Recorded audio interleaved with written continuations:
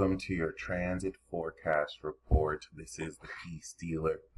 Right off the bat, I would like to share this article. I hope you gain the utmost of quality from this report, by the way.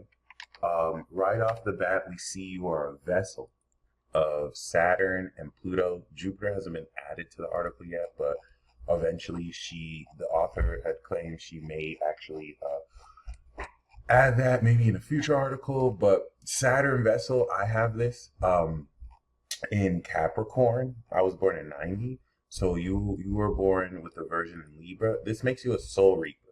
Okay, you're responsible over the death of others and the souls of others. So very, very powerful placement. And Pluto too, which is also a huge deal. Moon, Jupiter, and Saturn really make you a vessel of these three godly entities or planetary entities. Okay, it's going to represent soul expansion with Jupiter. It's going to represent soul karma, and of course the Plutonian connection is the closest. Being able to sense negativities, feel others' darkness, secrets.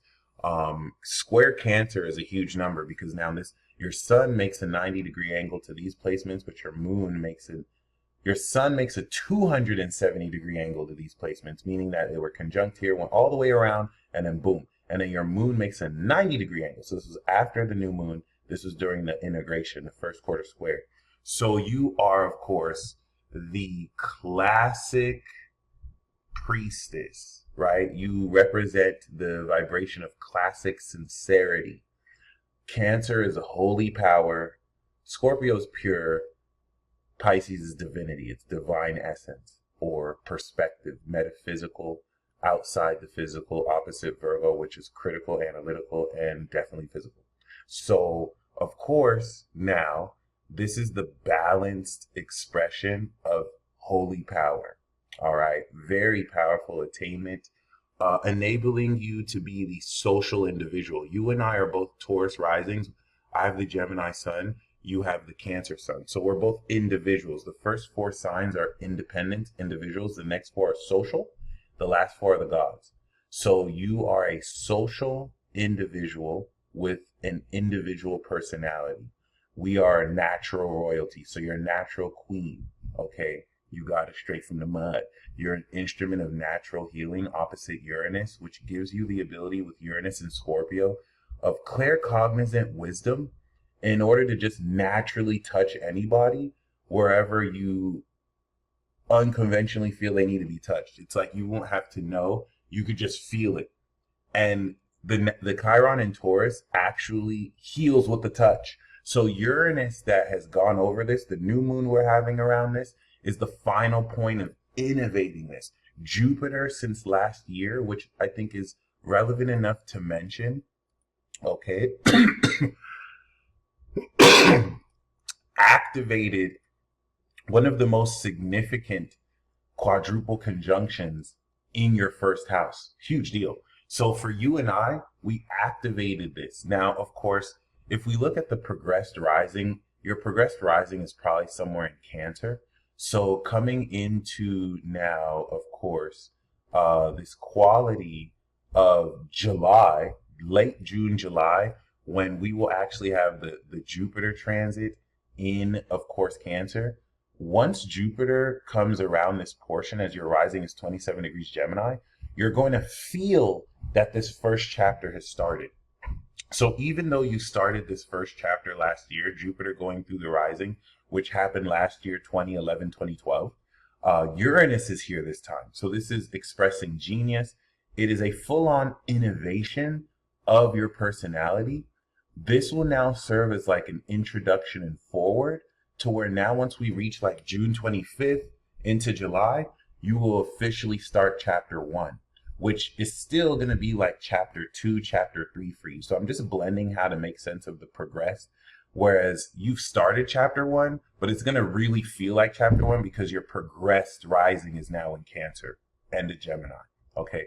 So you already started chapter 1, but I just wanted to give you how to make sense of the progression versus the natal. That being said, this innovation of the quality of the value of your personality as natural self-made royals has established this evolution of your personality. You have now in Gemini began to expand the true nature of your worth and value, which expands money. And when it goes into Cancer, it'll expand in liquidity. Your sun is actually on my natal Jupiter. So that'll be cool when Jupiter eventually goes over your sun and evolves your spirit, with which has, of course, progressed, probably into Leo or Virgo, as we've seen.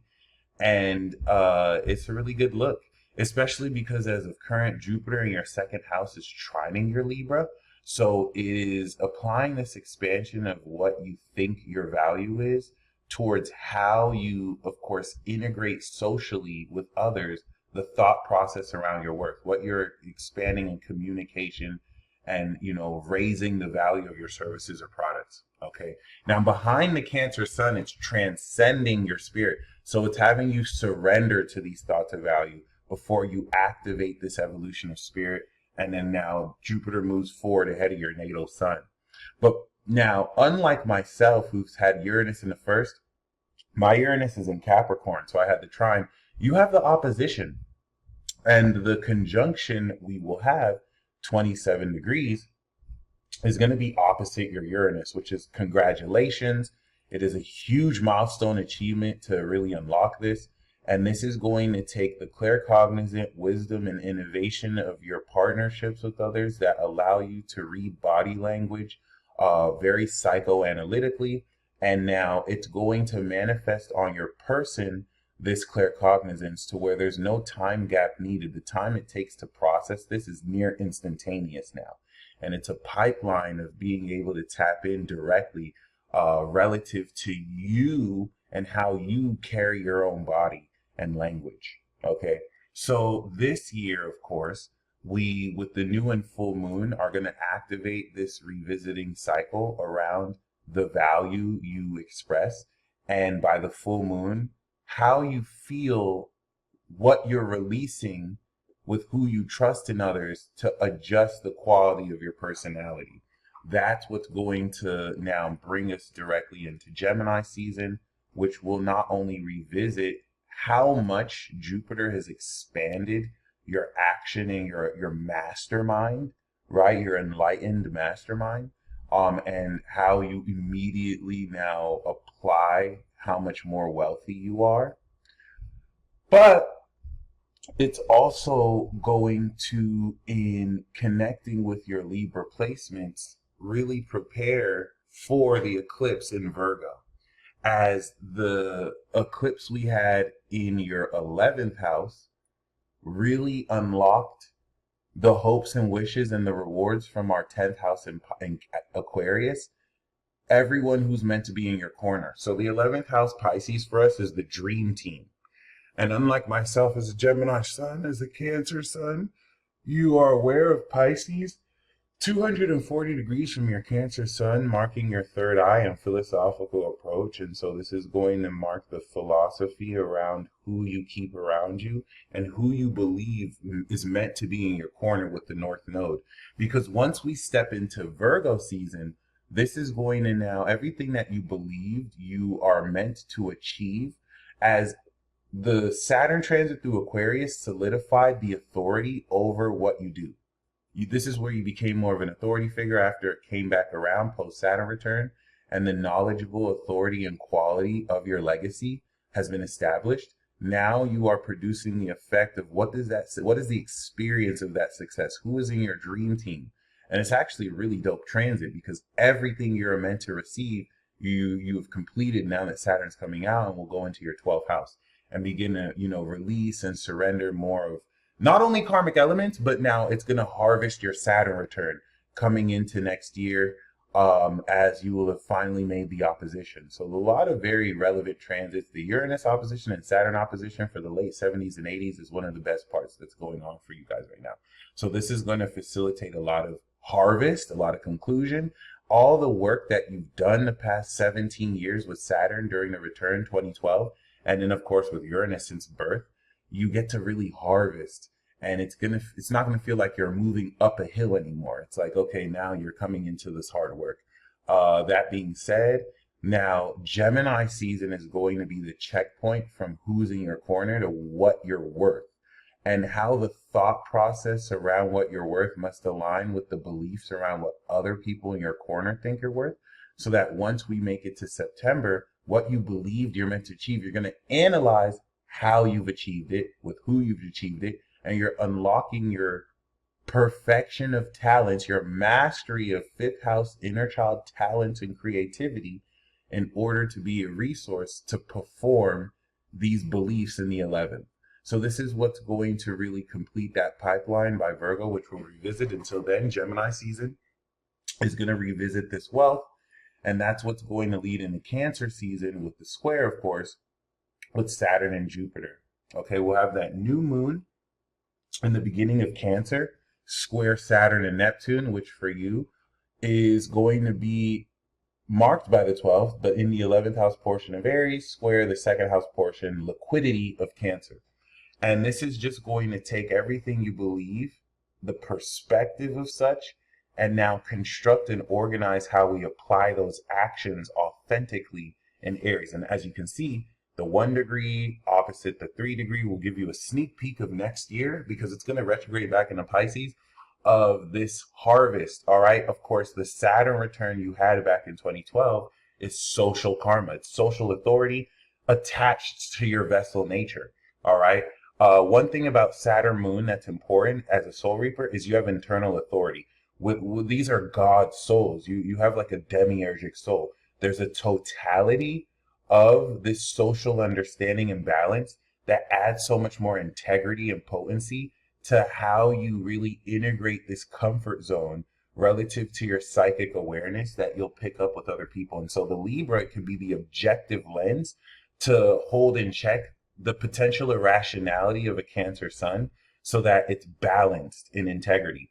But then the Cancer will hold the Libra in check with this intuitive subjectivity that won't necessarily let the Libra be too objective and too robotic here. Okay, so it's actually a really good combination despite its challenges. And now that social karma and internal authority means that everything you feel within is right. It's not a confirmation bias type of thing, but because of that integrity you hold within, you actually can trust the authority you have. It's an internal locus of control that is extremely connected with Pluto and awakens of it. You feel who people are based on the social actions they take towards you. And it, like X-ray vision, peels the layers back into the nature of their character. So Saturn, right, in Libra here represents the integrity you hold others accountable to really form lifestyles of integrity. You have a disciplined lifestyle and how you socially engage with others. And so the Saturn in Aries is going to complete that by this authenticity.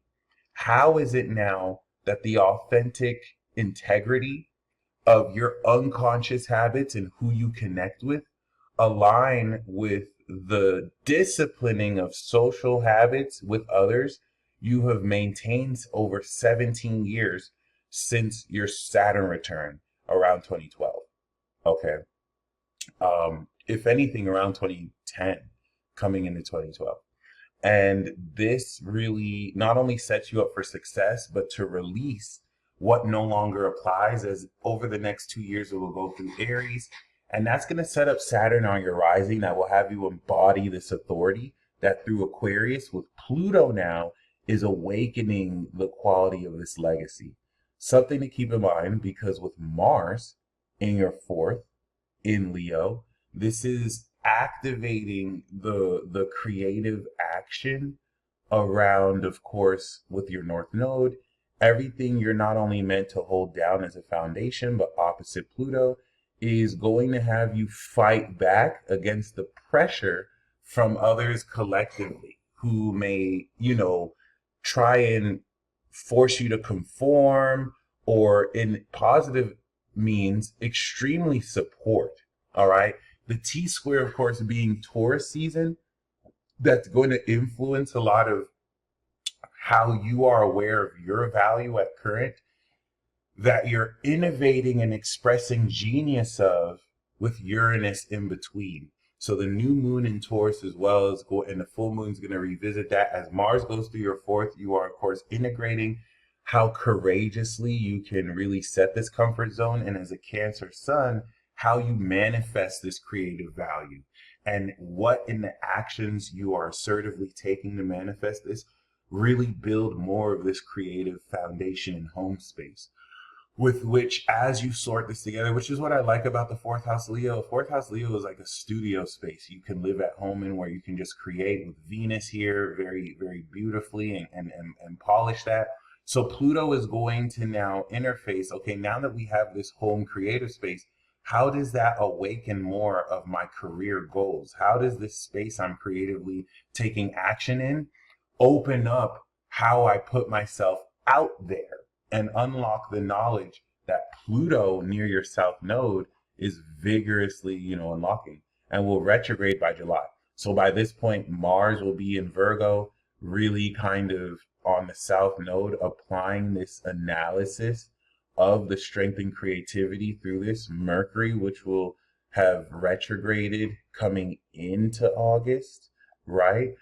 Is going to reevaluate everything that Mars has taken action in now, and everything you will be aware of when the sun goes through there, which is an important distinction to keep in mind. Of course, everything Mars is doing now, the sun in August will make you aware of the actions you're already taking in this creative space. So let's say you are setting up a creative home studio that you manifest, a lot of your talent through, and the services and money. When Mars here is you taking action to sort it through, kind of develop it. When the sun is there, you're going to be aware of, okay, this is my creative space. And then Mercury is going to reevaluate your thinking around this during this period, so that you could readjust what has updated about it now that Jupiter is in your sign, evolving your psychic mindset. Okay, the intuitive nature of your emotional intelligence that's going to apply now, not only this expansion of your progressed rising and this new cycle, but also the attitude around how you express your skills and apply the truth of your value. Okay, now that's going to prepare for Virgo season, where now we revisit that eclipse, where everything you believed you're meant to succeed. By Virgo season, you are analyzing how it has become real through the checkpoint of Gemini season that began to truly manifest the evidence of this beginning to change. So Gemini season is where we're going to start to experience this change.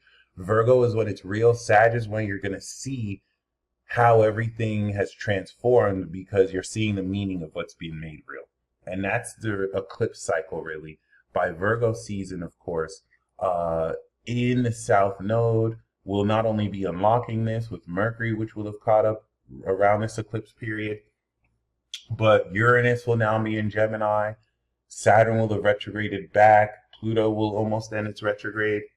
And this is definitely going to play its hand in beginning to harvest and fulfill with Saturn everything you are meant to believe in order to facilitate these rewards from, the quality and knowledge of your career. Pluto on your south node in Aquarius, re-unlocking and awakening, the knowledge used as a resource to develop your creative destiny of putting establishing this foundation. And of course, as they step through the end of Virgo into Libra, we will see the elements of this opposition to these points, which once again for you is going to be in that like 11th house, 5th house region. Okay, really bringing in elements of not only creativity and who you're creative with, but now the Saturn and Jupiter aspects that, Neptune and Saturn here will aspect, preparing for this fuller opposition. Okay, so Gemini is going to manifest and make you aware of how much since last year you've evolved your self-esteem, the thought process around what you're worth, and then you're going to analyze how this expansion immediately translates into your lifestyle. So the second house, of course, is your money, And the sixth house is the work with which you make that money, which is very disciplined here, very classic, very intelligent. And now this change of behavior around how it is you integrate this creativity and analyze how you have achieved this prior success and will achieve further success. We apply this change of behavior towards the social actions that reflect how your behavior has changed. By this point, Saturn is back into Aries, and Uranus is going to go back into Taurus. Uranus is going to go back into Pisces. Uranus is going to go back into Taurus. Neptune is going to go back into Pisces. But this is what's going to apply now, how you have, not only apply this evolution, but Jupiter will eventually go retrograde in Cancer before it goes into Leo. And that square is going to now really adjust your attitude that has now evolved considerably, your emotional intelligence and mindset around what you've activated. And now your awareness of how square Jupiter, you are applying this evolution of what you feel your attitude is to how socially you build a lifestyle and you form your behavior around the substance of your mindset. Okay, what you feel is evolving as far as who you are.